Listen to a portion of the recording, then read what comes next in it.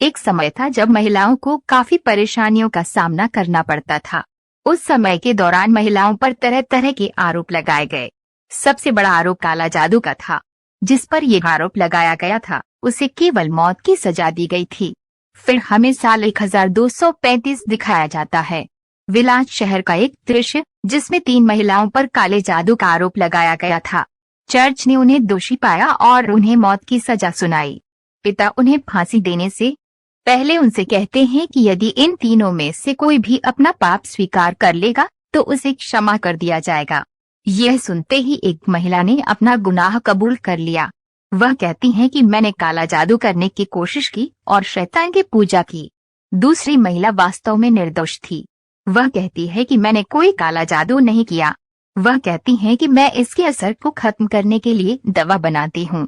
तीसरी भयानक चेहरे वाली महिला अपने पापों को स्वीकार नहीं करती और पिता को श्राप देती है। तीनों को एक पुल से लटका दिया गया है। इन दोनों महिलाओं ने अपने जीवन के लिए भीख मांगी, लेकिन उस युग में काले जादू की एकमात्र सजा मौत थी। फांसी के बाद सैनिकों ने उनके शवों को पानी में लटका दिया और वे चले जाते हैं, लेकिन पिता उन्हें रोकते हैं और कहते हैं कि हम उनके शरीर को इस तरह यहाँ नहीं छोड़ सकते और हमें काले जादू के प्रभाव को खत्म करना होगा, जिसके लिए उन्हें अपने शरीर पर सुलाइमान पुस्तक से कुछ शब्द कहने होंगे, नहीं तो अंजाम इतना बुरा हो सकता है। लेकिन सैनिकों ने उन पर विश्वास नहीं किया। उन्होंने पिता की बात सुनी और चले गए। आधी रात में पिता सुलाइमान की किताब लेकर नदी में आते हैं और एक एक करके इन महिलाओं के शवों को बाहर निकालते हैं। फिर वे उनके शरीर पर कुछ शब्द बोलता है जिसे मंत्र, धार्मिक शब्द कहा जाता है। शैतान दोनों के शरीर से बाहर आ जाता है, लेकिन तीसरी स्त्री जीवित हो जाती है। लेकिन वह एक भयानक डायन बन गई थी। वह पिता को उस पुल से लटका देती है और उसे मार देती है। कई वर्षों के बाद 13वीं शताब्दी दिखाई गई है। उस युग में युद्ध शुरू हो गए थे। चर्च की ओर से लाखों लोग युद्ध में भाग लेते हैं। सभी में सबसे बहादुर 2 सैनिक थे जिन्होंने हर युद्ध में बहादुरी से भाग लिया। वे दोनों दोस्त हैं और एक दूसरे की परवाह करते हैं। उनमें से एक का नाम फेल्सन और दूसरे का नाम बेहमान है। वे चर्च में शामिल हुए और बहुत साहस दिखाया और वफादारी साबित की।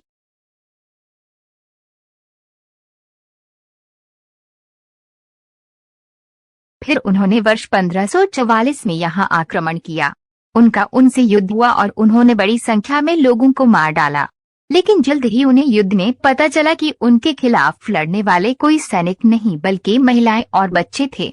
और उन्हें इसका पता तब चलता है जब बेहमान की तलवार एक महिला के पेट में घुस जाती है। आसपास की महिलाओं और बच्चों के शव देखकर वे परेशान हो जाते हैं। इसके लिए वे अपने नेता को जिम्मेदार ठहराते हैं और वे कहते हैं कि हम इन निर्दोष लोगों को मारने के लिए युद्ध में शामिल नहीं हुए। हम उन पर अत्याचार नहीं करेंगे। ये फैसला सुनकर दोनों ने बगावत कर दी। वे अपनी सेना छोड़कर अपने देश लौट जाते हैं। उन्होंने चर्च के फैसले का पालन नहीं किया, इसलिए वे विद्रोही बन गए। लेकिन उन्हें छिपना पड़ा क्योंकि ईसाई धर्म बढ़ रहा था और उनके कानून इतने सख्त थे जिसमें विद्रोह, विश्वासघात और पालन न करने पर मौत की सजा दी जाती थी। वे स्टायरिया से गुजरते हैं। उन्हें जंगल में एक घर दिखाई देता है जहां वे मदद के लिए जाते हैं। लेकिन वहां जाकर वे हैरान रह गए कि इस घर में रहने वाले दंपत्ति की गंभीर बीमारी से मौत हो गई। उनके शव बुरी तरह सड़ चुके थे।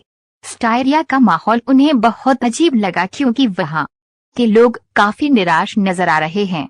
वे शवों को दफन नहीं कर रहे थे बल्कि एक जगह इकट्ठा कर रहे थे। उनमें से कुछ दया के लिए प्रार्थना कर रहे थे, लेकिन साथ ही वे खुद को चोट पहुंचा रहे थे क्योंकि फेल्सन और बेहमान अभी अभी आए थे। उन्हें पता नहीं था कि क्या हो रहा है।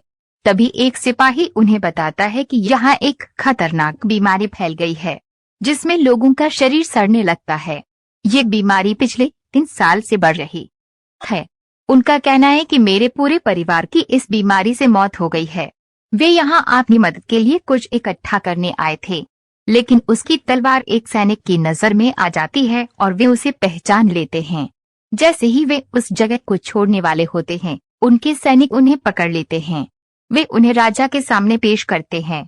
वह भी इस बीमारी से पीड़ित हैं। राजा फेल्सन और बेहमान के बारे में जानता है कि वे बहुत बहादुर सैनिक हैं, लेकिन अब उन्होंने बगावत कर दी है। राजा कहते हैं कि रोग नर्क से आया है, जिसे एक महिला ने इस दुनिया में लाया है और हमने उसे कैद कर लिया है। वह कहता है कि इसका इलाज सिर्फ सुलाइमान की किताब में है। वह किताब ज़ेवरिक में है और हमें उन चुड़ैलों को ज़ेवरिक में लाना है। उनके नेता तय करेंगे कि उनके साथ क्या करना है, लेकिन हमारे सैनिक ऐसा नहीं कर सकते क्योंकि इसका हमारे सैनिकों पर तत्काल प्रभाव पड़ता है।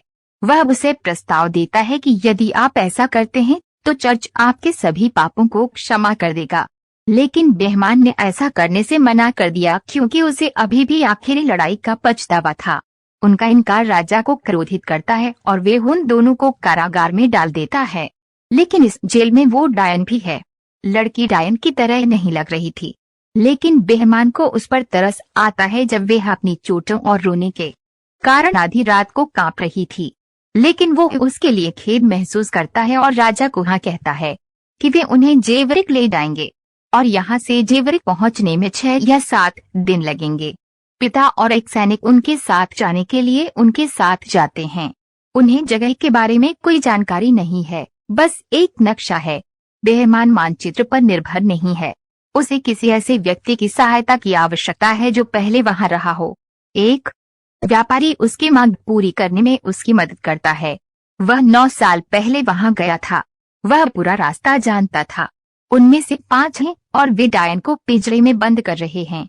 ये लड़की पापा के सिवा किसी को डायन नहीं लगती थी, क्योंकि वह जानता था कि वह डायन है। एक स्थानीय लड़का उनका पीछा कर रहा है क्योंकि वह भी वहां जाना चाहता था। वह बेहमान से कहता है कि जब तुम्हारा मिशन पूरा हो जाए तो मुझे भी अपना सिपाही बना लेना। वे उसे वहां ले जाने के लिए राजी नहीं हैं।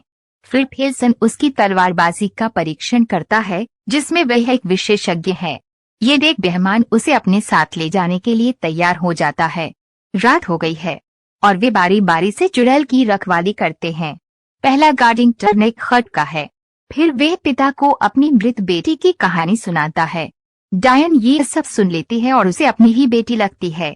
वह उसे मुक्त करने के लिए जाता है जब वह उसे सलाखों से बाहर खींचती है और उसे पकड़ लेती है। पिता उसे बचाने जाता है, लेकिन डायन भी उसे घायल कर देती है। उसके गले में पिंजरे की चाबी बंधी हुई है। वह उसे खींचती है और भाग जाती है। इन सब के बाद फेल्सन और बेहमान भी उठ जाते हैं। वे उनके पास आते, लेकिन तब तक डायन भाग चुकी होती। वह इसी जगह के पास के एक गांव में छुपी हुई है। हर कोई उसे पकड़ने के लिए उसके पीछे जाता है, लेकिन कोई उसे नियंत्रित नहीं कर पाता क्योंकि वह बार बार गायब हो रही थी। तभी एक हार्ट अपनी मृत बेटी को देखती है। बच्ची की हालत काफी खराब है और वह मदद की गुहार लगा रही है। वह उसकी बेटी नहीं है, लेकिन वह डायन उसे दर्शन दे रही थी। उसे यह सब सच लगता है। वह इन आवाजों के पीछे दौड़ता है, परंतु वहां एक लड़का तलवार लिए खड़ा था जो उनके साथ आया था। एक हाथ उसे देख नहीं सका और तलवार उसके पेट में चुभ गई, जिस पर के आश्चर्य करता है कि एक हाथ क्यों नहीं रुका, क्योंकि डायन उसे नकली दर्शन दिखा रही थी। एक हाथ उसे छुड़ाने वाला था, लेकिन वह उसे मार देती है। उसकी मृत्यु के बाद उन्होंने लड़की को फिर से कैद कर लिया। वह उन्हें जाने देने के लिए भीख मांगती है, लेकिन उसे फिर से पिंजरे में बंद कर दिया जाता है। बाप समझाते हैं दिल में कुछ भी जाहिर नहीं करना चाहिए, क्योंकि डायन इसका इस्तेमाल हमारे खिलाफ कर सकती है। वह हमें अजीब भ्रम दिखा सकती है और वे हमें आपस में लड़ सकती है।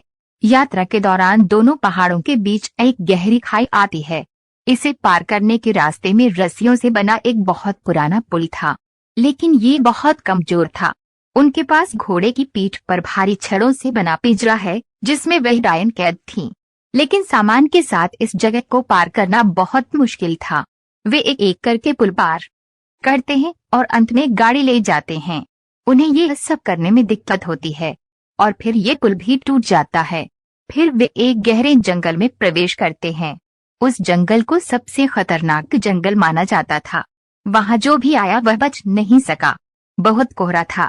वे इस जंगल में रात बिताने के लिए रुकते हैं। उन्हें कोई रास्ता नजर नहीं आया और व्यापारी रात भर सो नहीं सका, क्योंकि जब भी वे यह सोने की कोशिश करता तो उसे बुरे सपने आते थे। यह सब उस डायन ने किया था और जब व्यापारी असुविधा सहन नहीं कर सका तो वे अपना धनुष लेता है और चुड़ैल को मारने की कोशिश करता है। जिस पर बेहमान उसे रोक लेता है। कई दिनों तक जंगल में भटकने के बाद जब उन्हें कोई रास्ता नहीं मिलता तो बेहमान नाराज हो जाते हैं। वह क्रोधित हो जाता है और चुड़ैल को मारने का फैसला करता है, जिस पर पापा उसे रोकते हैं। फिर फेल्सन बेहमान को बताता है कि हमें अपनी मंजिल पहाड़ की चोटी पर मिल गई है। जेवरिक वहां है। वहां पहुंचकर वे कई बार दरवाजा खटखटाते हैं, लेकिन उनकी कोई नहीं सुनता।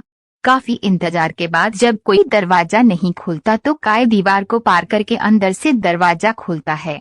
उस जगह पर काफी सन्नाटा था और फिर वे चर्च में प्रवेश करते हैं। वहां का दृश्य बहुत ही भयानक था। पापा सब देख बहुत रोते हैं, क्योंकि वे सभी उस बीमारी के शिकार हो चुके थे। इससे सभी की मौत हो गई। फिर वे सोचते हैं कि शैतान ऐसी जगह को कैसे प्रभावित कर सकता है। वे उसी स्थिति में मर जाते हैं।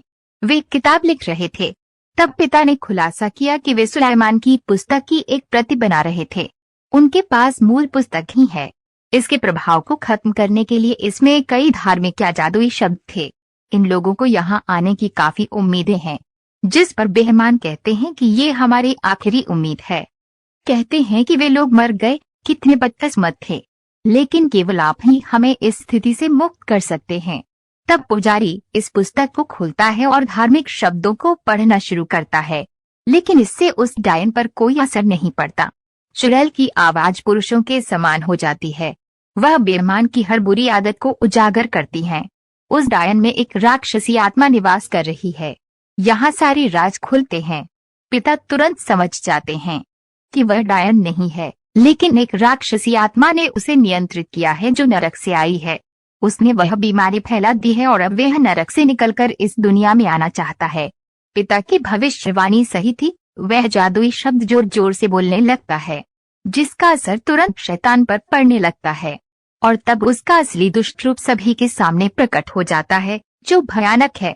वह सलाखों को पिघला देता है और ले जाता है, लेकिन काय जादुई शब्दों को पढ़ना बंद नहीं करता। मंत्र जादुई शब्द खत्म होते ही शैतान के अंदर एक चिंगारी आ जाती है। आग बढ़ती है और फैलती है और उसे वापस नर्क में ले जाती है, और वह लड़की के शरीर से बाहर भी निकल जाता है। बेईमान का बलिदान कई लोगों की जान बचाता है, क्योंकि उसकी प्रार्थना का उत्तर दिया गया था। उसके पाप भी क्षमा किए गए थे। काय तीनों को दफनाता है और लड़की को ले जाता है। खतरनाक बीमारी भी खत्म हो गई है।